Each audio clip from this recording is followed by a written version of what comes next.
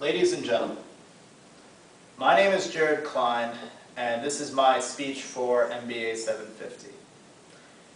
I come to you today to talk about a problem that has plagued our society for many years.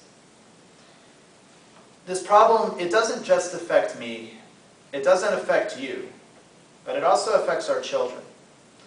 And it will continue to affect our children's children, and it'll continue for many generations to come. Now don't get me wrong, I know we all have our own problems, like picking up our kids from daycare, or even more problems on a global scale, such as the BP oil spill or controversial World Cup calls. I mean, really, America almost got ripped off in like 3 or 4, either way, not important. Not important. I'm here to discuss a problem that we really need to take the initiative and we need to fix. I am, of course, referring to the Hamburglar.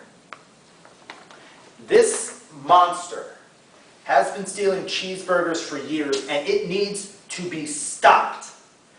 I personally would love to live in a world where I can bring my kid to McDonald's and not worry about having his or her Happy Meal being stolen out right in front of him or her. The Hamburglar has no specifics when he picks victims. He just sees a cheeseburger, he swoops in, and he grabs it, takes off, and, well, it's never seen. As a matter of fact, it is scientifically proven that it can disrupt the growth and development of a child because this experience is so traumatic. It's really horrible, and he needs to be stopped. Now let's talk about the perpetrator. The Hamburglar broke out of prison in 1971.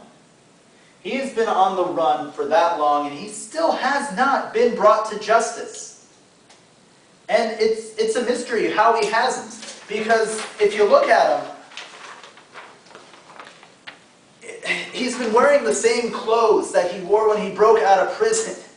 So unless he's been stopping at a laundromat every week since he broke out in 1971, he has to smell horrendously. And he's also wearing this weird Zorro hat and mask, so I don't understand how he hasn't been caught. I don't believe he uses any other disguises or anything like that. Now there is one discrepancy. The cartoons portray him at somewhere between like 4 feet and 4 feet 8. Now, while he also has a lot of impersonators.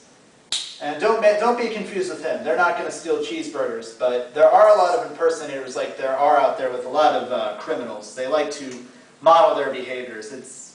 It's truly bizarre. But these impersonators, their height is anywhere from usually 5 feet to about 5'8". So don't go on height when you're trying to catch this.